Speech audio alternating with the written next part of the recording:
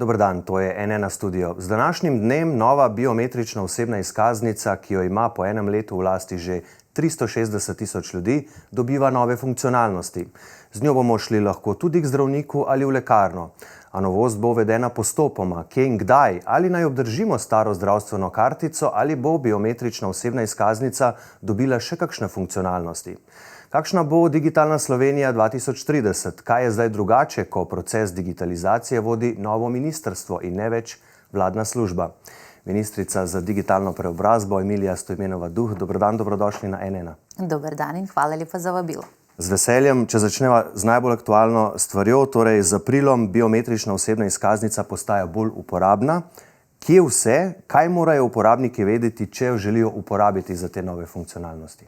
Res je, postaja še bolj uporabna, torej do sedaj so jo lahko uporabljali za koriščenje digitalnih javnih storitev, ki jih imamo predvsem na e-upravi. Z današnjim dnem pa jo lahko začnejo uporabljati tudi za zdravstvene storitve namesto zdravstvene izkaznice, če grejo pri zdravniku, pri optiku, v lekarni in tako naprej. Za njih praktično se ne zgodi popolnoma nič, namesto stare zdravstvene izkaznice pridejo za elektronsko osebno izkaznico, ni potrebne nobene aktivacije.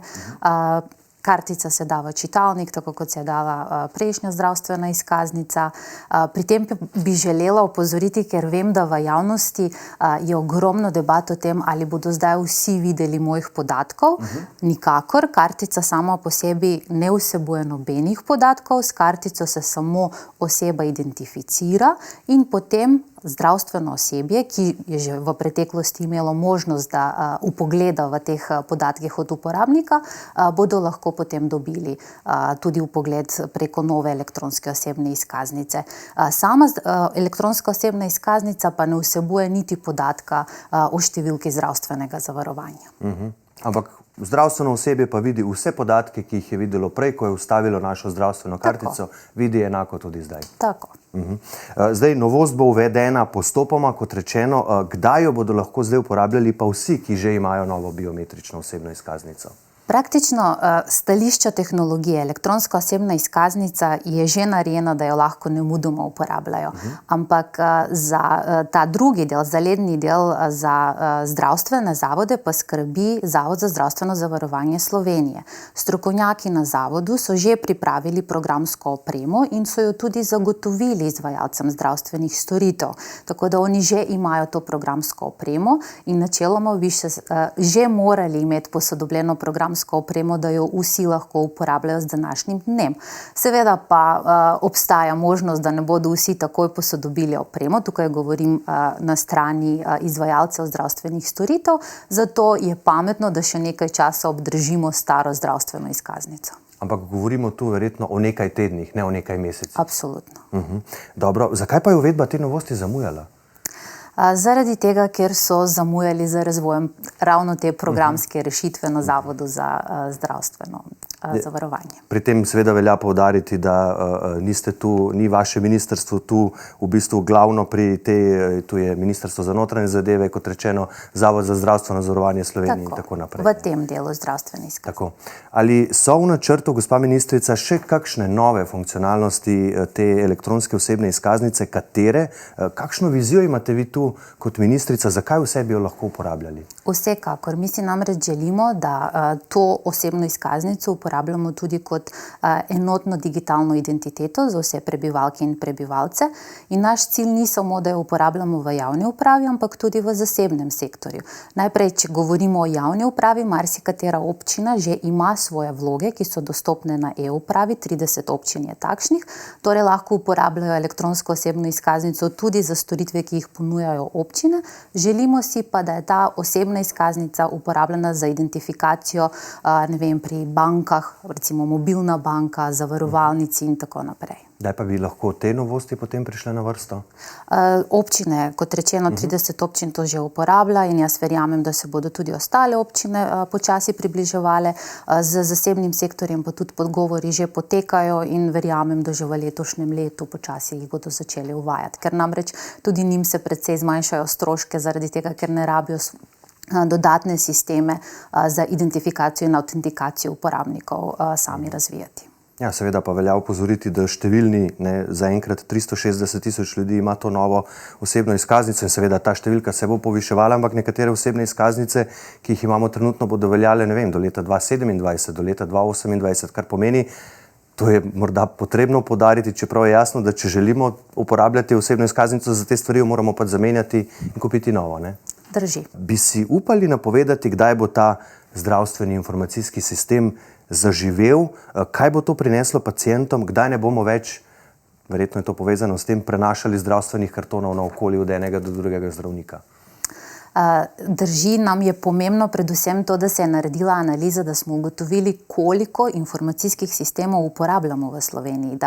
Izkazalo se je ne samo, da različni zavodi uporabljajo različne informacijske sisteme, ampak celo, da znotraj enega zavoda imamo različne informacijske sisteme, kar pa načeloma ni problematično, vse dokler se ti informacijski sistemi med seboj pogovarjajo oziroma razumevajo. Tukaj govorimo o interoperabilnosti podatkov in storitev.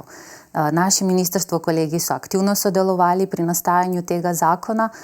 Sem vesela, da je ta zakon bil predstavljen, da tudi javnost čim več izve o tem, kaj se bo dogajalo. Zdaj pa korakoma bomo šli tudi v izvedbo in jaz verjamem, da že v letošnjem letu rezultati bodo že vidni.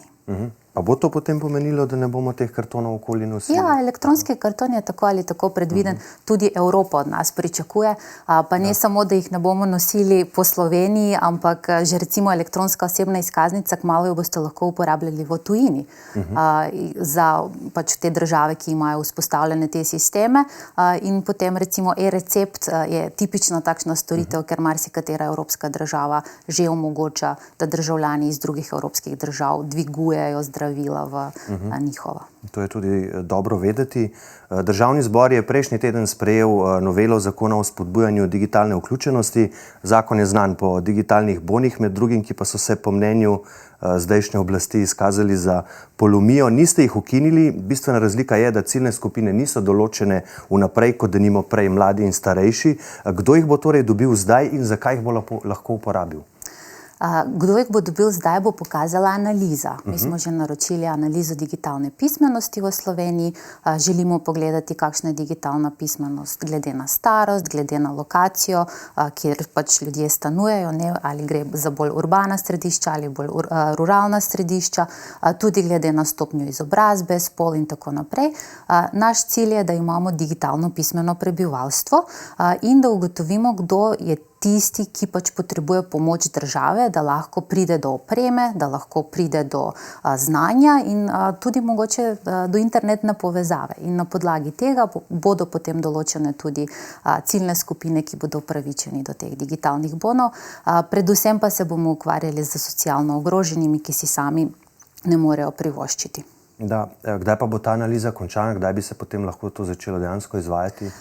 Se pravzaprav zakon o spodbujanju digitalne vključenosti niso samo boni, ampak ključni poudarek so digitalna usposabljanja za vse prebivalce, torej prebivalke in prebivalci, in to že poteka. Mi smo že imeli naročila, ki so zaključena, projekt Mobilni heroji se je začel izvajati, ker želimo sami priti do prebivalk in prebivalcev, ne da pričakujemo, da oni prihajajo k nam.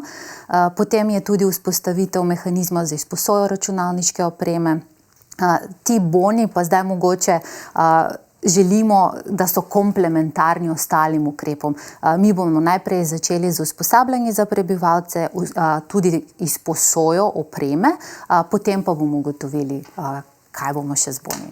Znesek je pa nespremenjen 150. Ne, znesek pa smo spremenili, smo omogočili, da je ta znesek lahko tudi višji, ker za nas je ključno, da si lahko oseba kupi kos opreme, ki bo recimo uporabna. Ja. Omenili ste sami, ta novela zakona uvaja tudi ta mehanizem za zagotavljanje dostopa do osnovne računalniške opreme, namenjene ranljivim skupinam prebivalstva.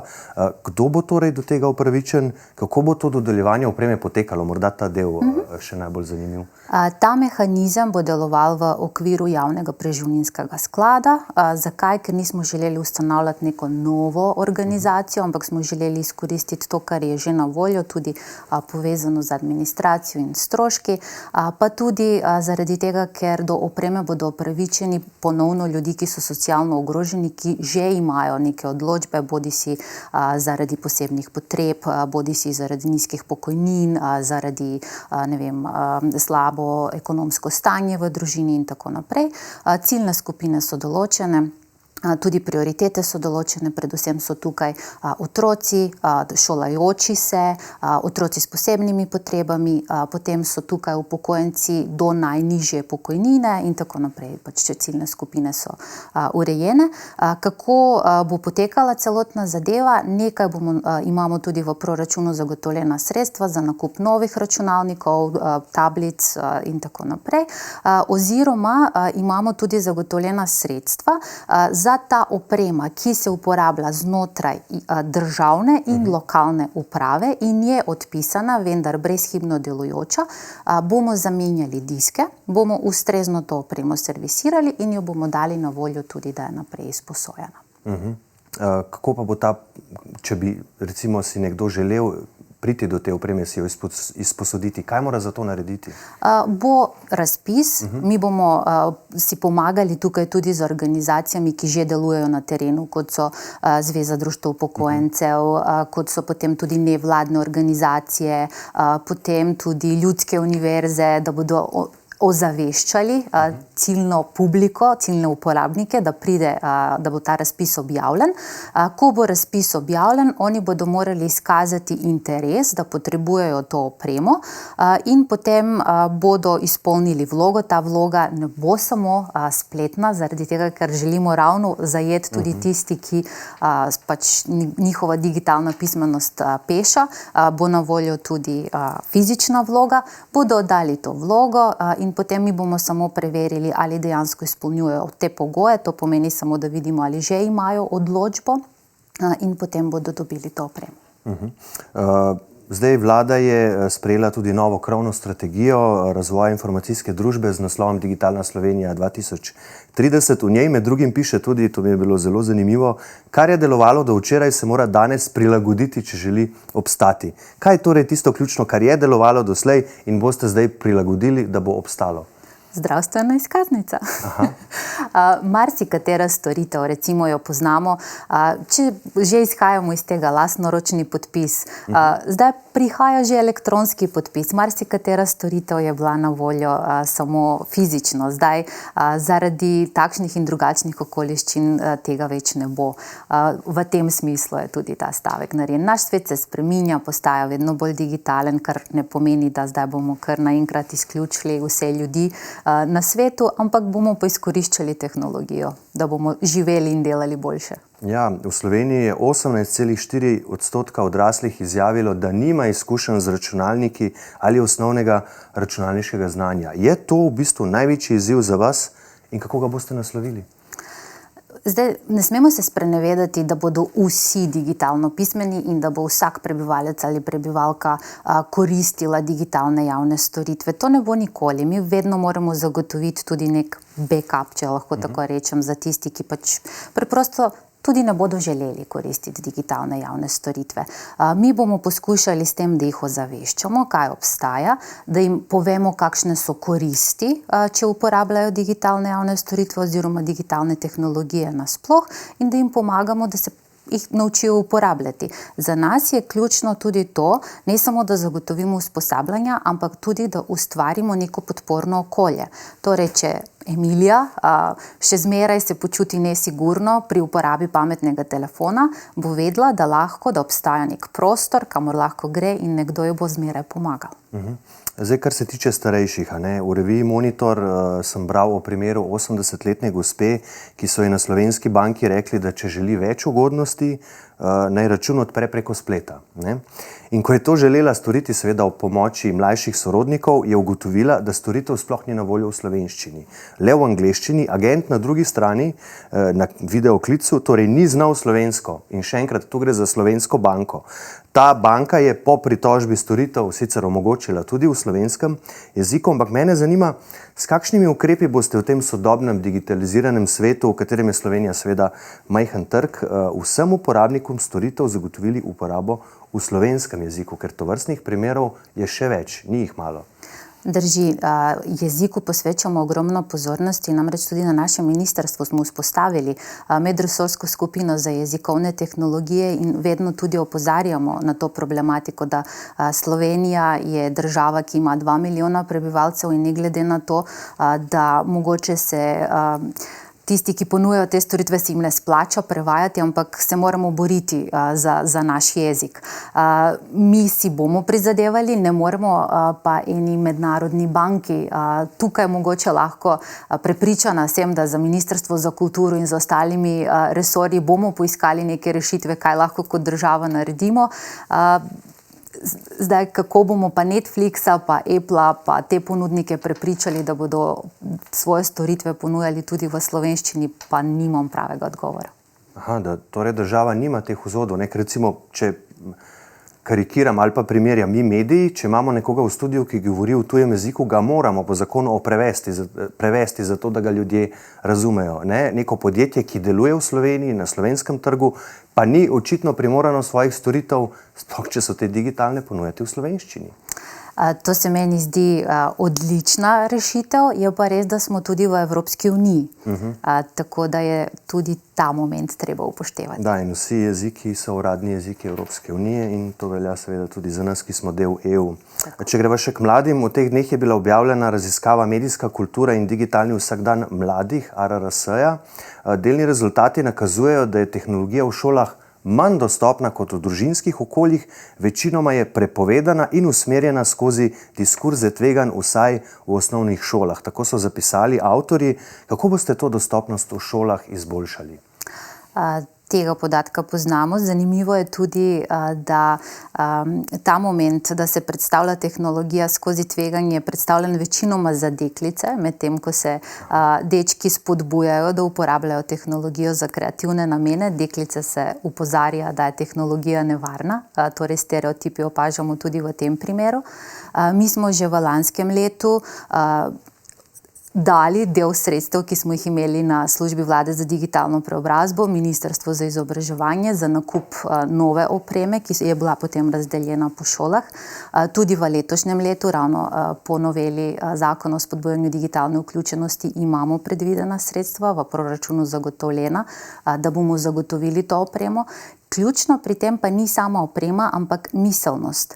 Miselnost učiteljev, miselnost ravnateljev in tukaj opažamo, da ne glede na to, da tehnologija se spreminja, učitelji so se izobraževali mogoče v nekatere druge čase in mogoče niti nimajo toliko znanj, kako lahko tehnologijo uporabljajo znotraj učnega procesa. Zato je potrebno delati z njimi, da jim pokažemo, kako jim lahko ta pomaga, kako lahko na varen način potem jo uporabljajo skupaj z otroki. In seveda to ni zgolj stvar vašega ministrstva, ampak širše tudi pristojnih drugih ministrstv za izobraževanje, visoko šolstvo, tako naprej. Umetna inteligenca, več strokovnjakov za visoko tehnologijo, med njimi tudi direktor Tesle Elon Musk, tudi soustanovitelj Applea Steve Wozniak, poziva k začasni 6-mesečni ustavitvi razvoja mogočnih sistemov umetne inteligence. Ti sistemi lahko pomenijo veliko tveganje za družbo in človeštvo, so zapisali v tem pismu. In to pismo so napisali v bistvu v odgovor na začetek delovanja najnovejše različice programa GPT-4 podjetja OpenAI, ki ga podpira Microsoft. Družba ni pripravljena, pravijo. A res ni? Imate tudi vi takšne pomisleke glede umetne inteligence? Glede same umetne inteligence se na našem ministrstvu ogromno pogovarjamo. Nenazadnje imamo tudi nacionalni program umetne inteligence in določene prioritete, ki jih želimo razvijati. Kot eno izmed zelo proaktivnih ministrstev in držav smo dobili tudi to možnost, da skupaj z UNESCO v letošnjem letu organiziramo globalni forum etiko v umetni inteligenci, ki bo potekal v mesecu decembru v Sloveniji. In na več dogodkov v preteklih mesecih sem tudi sama opozarjala, da rešitev ni v regulaciji, da se je potrebno dogovoriti, da bomo upeljevali nekatere principe razvoja umetne inteligence že od samega začetka. Tako da tudi sama sem opozarjala, da ne želim, da naredimo enake napake, kot so se nam zgodile pri raznih družbenih omrežjih in nekih drugih tehnologij. Tako da en tak premislek in široka debata o tem, kam želimo zapeljati umetno inteligenco, pa ne samo umetno inteligenco, nasploh nove tehnologije, tehnologije je vsekakor potreben.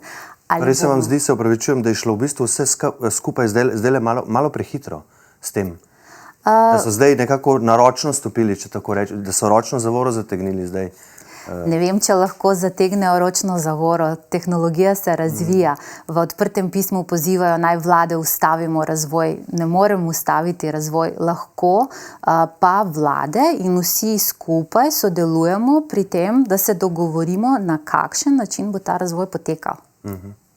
Boljše varovalke pravijo. Katere bi bile te boljše varovalke? Nekaj ste že rekli, ampak vendarle. Boljše varovalke, recimo o tem sem tudi sama veliko govorila.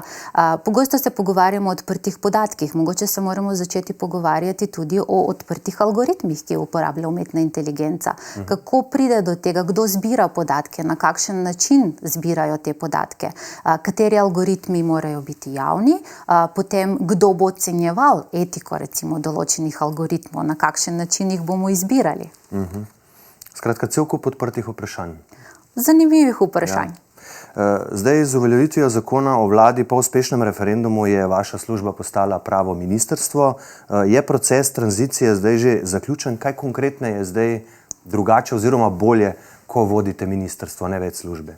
Ravno z današnjim dnem je zaključena rekonstrukcija v celoti.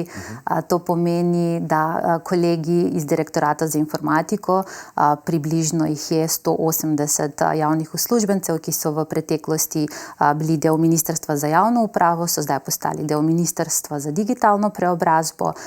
In mi recimo do sedaj smo se predvsem lahko ukvarjali z elektronske komunikacije in tudi z digitalno usposabljanje oziroma vključenosti. Odkar se je pridružil tudi Direktorat za informatiko na našem ministrstvu, pa se lahko pogovarjamo tudi o infrastrukturi, o državni informatiki, o digitalnih javnih storitvah in tako naprej. Dobili smo še dodatna področja, dodatne sodelavce. Kaj pa dodatna sredstva? A zdaj že veste, s koliko denarja operira vaše ministrstvo? Ja, to že ves čas vemo. Ne, ker še rebalans je tu še v načrtu, ne, zaradi tega. Ja, ampak pogovori, v bistvu ne gre za nobeno povečevanje sredstev, zato ker ta sredstva so bila planirana na Ministrstvo za javno upravo, sedaj so samo prenešena na Ministrstvo za digitalno preobrazbo. Zdaj, aktualno dogajanje v vladi, tudi po naših informacijah v prihodnjih mesecih, rekonstrukcija vlade ne bi smela biti presenečenje. Nekateri mediji že pišejo, da bi lahko menjava na ministrskem stolčku doletela tudi vas. Ali menite, da imate polno zaupanje predsednika vlade Goloba, da je z vašim delom zadovoljen? Nikoli mi ni rekel, da ni. Tako da tudi sama sem presenečena, ko berem v medijih, ne za našega ministrstva, pa tudi za ostalih ministrstev. Takšne pogovore nikoli nismo slišali, ne na vladi, ne sicer. Tako da ne vem, mogoče imate več informacij, kot jih imam sama.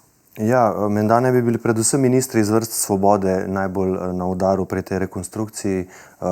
Kakšen pa je vaš odnos s predsednikom vlade Robertom Golobom? Zdaj, zakaj je toliko tudi teh debat? Pred kratkim sem prebrala eno zanimivo misel, da ljudje veliko bolj ne maramo nekoga, če naredi kakšno napako, kot pa imamo radi nekoga, ki dobro dela. Zato je najboljše, da nič ne delamo. Ampak ministri v Gibanju Svoboda nismo prišli tukaj v vladi, zato da ne bi delali. Želimo delati spremembe in mogoče kdaj naredimo tudi kakšno napako. In zdaj, če je zaradi tega, kje je kakšna slaba volja, razumemo. Naš cilj pa je, da delamo spremembe in da bodo te spremembe potem pomagale, da bomo vsi skupaj boljše živeli. Z predsednikom odnos pa je zelo korekten. Tudi ga redno obveščamo o tem, kaj se dogaja na ministrstvu, se posvetujemo, tako da jaz nimam nobenih slabih izkušenj. Torej vas ne skrbi, da bi ostali brez položaja? Položaj me nikoli ni zanimal, mene je vedno zanimalo delo, ki ga opravljam. Ja, zdaj, prej ste omenili tudi spremembe. Predvsej odmeval ta teden, minuli teden pogovor predsednika vlade, ki je nekako tako rekel, zdravstvena je res ključna, druge reforme, pa če jih ne bomo znali skomunicirati z ljudmi, jih tudi lahko, da jih ne bo, tudi vključno z davčno. A je tudi pri kakšnih vaših načrtih, ki jih ima vaše ministrstvo, gre v tej smeri, da če ne boste vi znali ljudem dopovedati, zakaj je nekaj pomembno, da potem tega tudi ne bo, ali je karkoli drugače pri vas? Ne, nič takega ni bilo. Pravzaprav vse poteka, kot je bilo načrtovano. Dobro. In seveda bomo vse skupaj z zanimanjem spremljali. Za danes pa, spoštovana ministrica, gospa Emilija Stojmenova Duh, najlepša hvala, da ste bili gostja N1 Slovenija. Hvala tudi vam. Hvala pa tudi vam za vašo pozornost. Seveda vse informacije v zvezi s tem, kako zdaj po novem lahko uporabljate osebno izkaznico, če imate seveda to novo biometrično elektronsko, najdete na naši spletni strani n1info.si, tam so tudi pojasnila ZZZS-ja, če vas seveda zanimajo. Iz studija pa le še lep pozdrav in nasvidenje.